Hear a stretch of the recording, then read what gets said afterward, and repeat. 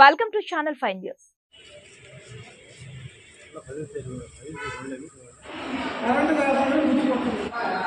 మాకు తోటపాటు అన్ని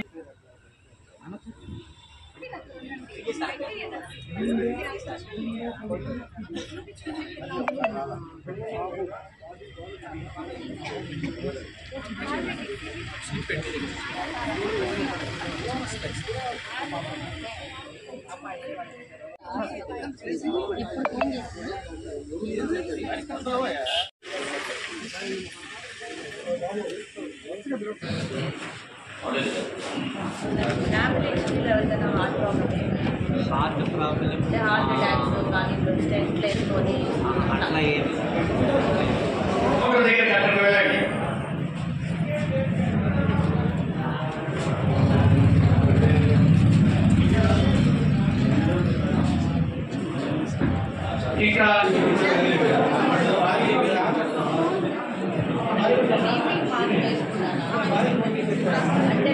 అవసరమైన వారికి గుండె వ్యాధి నిపుణులు డాక్టర్ షర్మీ నవశీన్ గారు సలహా మేరకు లోపల రూమ్ లో ఈసీజీ చేయబడుతుంది.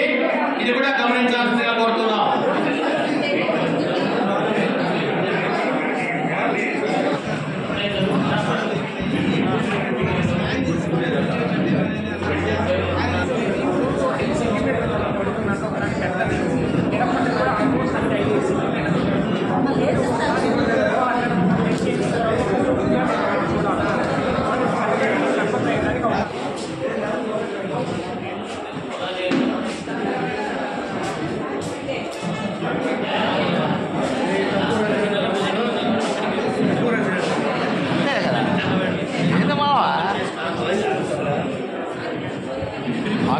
వాళ్ళు రాసిందట అన్నీ చెప్పండి.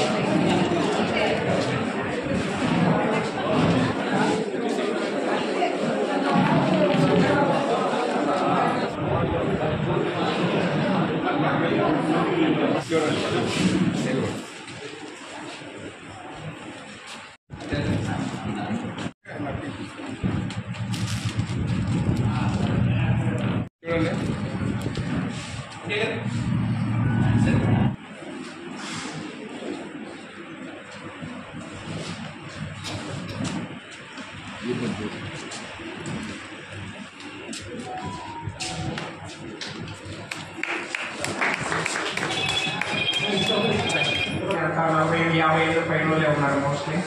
సో ఈ ఏజ్లో చాలామంది మొబైల్కి వరకు పోస్టెడ్ ప్రాబ్లమ్స్ కానీ కిడ్నీలో యూరిన్ ఇన్ఫెక్షన్స్ కానీ కిడ్నీలో రాళ్ళు కానీ వచ్చేదానికి ఎక్కువ అవకాశాలు అయితే ఉంటాయి. అదేవిధంగా లేడీస్లో కొద్దివరకు యూరిన్ ఇన్ఫెక్షన్స్ వచ్చేదానికి అవకాశాలు ఉంటాయి.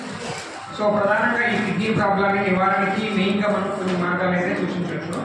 అంటే బీపీ ఉన్నోళ్ళు బీపీ కరెక్ట్గా కంట్రోల్లో ఉండేటట్టు చూసుకోవాలి, షుగర్ కంట్రోల్లో ఉండేటట్టు చూసుకోవాలి, వాటర్ మంచిగా తీసుకోవాలి, అట్లీస్ట్ ఒక 2 to 3 లీటర్స్. ఈ ఎండాకాలంలో జనరల్ కూడా చాలా టెంపరేచర్స్ పెరుగుతున్నాయి కాబట్టి ఈ హీట్ స్ట్రోక్స్ దీనివల్ల కిడ్నీలో కొద్దిగా బ్లడ్ సప్లై తగ్గి కిడ్నీస్ డ్యామేజ్ అయ్యడానికి అవకాశం ఉంటుంది. సో వాటర్ మంచిగా తీసుకోవాలి, ఉప్పు వీలైనంత వరకు తగ్గించుకుంటే కిడ్నీల పైన చాలా వరకు తక్కువ ఉంటుంది. అదేవిధంగా వాకింగ్ మీరు ఎంతవరకు నడవగలిగితే అట్లీస్ట్ ఒక రోజుకి అట్లీస్ట్ ఒక 10,000 స్టెప్స్, మిగతా ప్రాబ్లమ్స్ ఏం లేకపోతే మనం దాని చూసుకోవచ్చు. అదేవిధంగా ఏమంటే అవి పెయిన్ కిల్లర్స్ మెయిన్గా మన తలనొప్పికి కానీ నడుముకి కాలు నొప్పికి ఎక్కువ మంది ఈ జాయింట్స్ అయిపోయి ఆస్టియో ఆర్థరైటిస్ వల్ల మీరు పెయిన్ కిల్లర్స్ బయట వాడుతూ ఉంటారు. డాక్టర్ ప్రిస్క్రిప్షన్ లేకుండా పెయిన్ కిల్లర్స్ ఏమంటే అవి సో వాడకూడదు. సో ఇది చాలా మేజర్ ప్రాబ్లం కిడ్నీకి, ఇది జాగ్రత్తగా చూసుకోవాలి. అదేవిధంగా రక్తం కరెక్ట్గా ఉండేటట్టు చూసుకోవాలి. సో మన బరువు కూడా నియంత్రణలో ఉండేటట్టు చూసుకోవాలి. సో మన బిఎంఐ మనం క్యాలిక్యులేట్ చేస్తాము, ఆ బిఎంఐ అనేది నార్మల్గా ఉండేటట్టు చూసుకోవాలి. సో హీమోగ్లోబిన్ కూడా కరెక్ట్గా ఉండేటట్టు చూసుకోవాలి. సో మెయిన్గా ఈ మనం తీసుకుని జాగ్రత్తగా తీసుకుంటే చాలా వరకు కిడ్నీ ప్రాబ్లాన్ని మనము నివారణ చేయొచ్చు. ఈరోజు ప్రపంచ ఆరోగ్య దినోత్సవం సందర్భంగా ఇవాళ మమ్మల్ని ఇన్వైట్ చేసి ఫ్రీ హెల్త్ క్యాంప్లో పార్టిసిపేట్ చేయడానికి ఇన్వైట్ చేసినందుకు మేము చాలా హ్యాపీగా ఉన్నాము. ప్రభాకర్ నాయుడు సార్కి థ్యాంక్స్ కూడా చెప్తున్నాను. ఇప్పుడు 20 ఏళ్ల సంవత్సరాల పిల్లల దగ్గర నుంచి హార్ట్ అటాక్స్ రావడము, ప్రాణాలు కోల్పోవడం అనేది జరుగుతూ ఉంది. అంటే సడన్ కార్డియాక్ డెత్ అనేది ఎక్కువ కామన్గా మనము వింటూ ఉన్నాం అన్నమాట. అంటే హాస్పిటల్స్కి చేరే లోపలే పేషెంట్లు గుండెపోటుతో ఇళ్ళ దగ్గరలో లేదా వాళ్ళు వర్క్ చేసే ప్లేసెస్లోనూ చనిపోవడము అనేది జరుగుతుంది.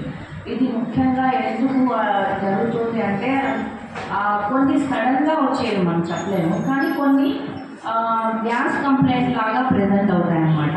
నేను ఈరోజు ముఖ్యంగా ఒకటే ఒక పాయింట్ గురించి చెప్తాను. గుండె జబ్బుకి గ్యాస్ నొప్పికి తేడా సరిగా కనుక్కోలేకపోవడము, దానివల్ల గుండె జబ్బుని గ్యాస్ నొప్పిని అనుకునేసి మెడికల్ షాప్లోకి వెళ్ళి గ్యాస్ మాత్రలు వేసుకొని అట్లా సర్దుకొని పోవడము, దానివల్ల అది గుండె జబ్బుగా మారిన తర్వాత దానికి డిలే అయ్యి దానివల్ల కాంప్లికేషన్స్ వచ్చి చాలామంది సఫర్ అవుతూ ఉంటారనమాట. సో గుండె నొప్పికి గ్యాస్ నొప్పికి తేడా కనుక్కోవడము జనరల్ పబ్లిక్కి కష్టమే. డాక్టర్గా అయితే దాని క్యారెక్టర్ని బట్టి ఇది గుండె జబ్బా లేదా గ్యాస్ నొప్పి అని తెలుసుకోగలరు, కానీ కామన్ పబ్లిక్కి అది గుండె జబ్బు గ్యాస్ అనేది తెలియదు. కాబట్టి ఏ నొప్పి వచ్చినా చెస్ట్ భాగంలో ఎదురము భాగంలో ఎక్కడ నొప్పి వచ్చినా కూడా ఫస్ట్ అది మనము ఇది గుండెకి సంబంధించిన నొప్పేమో అని ముందు జాగ్రత్తగా డాక్టర్ దగ్గరికి ఇమ్మీడియట్గా వెళ్ళి ఒక ఈసీజీ చేయించుకోవడము, ఎక్స్పో చేయించుకోవడం లేదా ఒక బ్లడ్ టెస్ట్ చేయించుకొని కొన్ని పరీక్షలు చేసుకొని ఇది గుండె జబ్బు కాదు అని మనం నిర్ధారణ చేసుకున్న తర్వాత మనము టెన్షన్ లేకుండా ఉండొచ్చు అన్నమాట. అలాగే మనం చాలా వరకు హార్ట్ అటాక్స్ని కూడా మనము అర్లీగా డయాగ్నోస్ చేసి ట్రీట్మెంట్ చేయగలం. అంటే ఇప్పుడున్న లైఫ్ స్టైల్ ప్రకారం మనం మంచి ఆహారం తీసుకోవట్లేదు.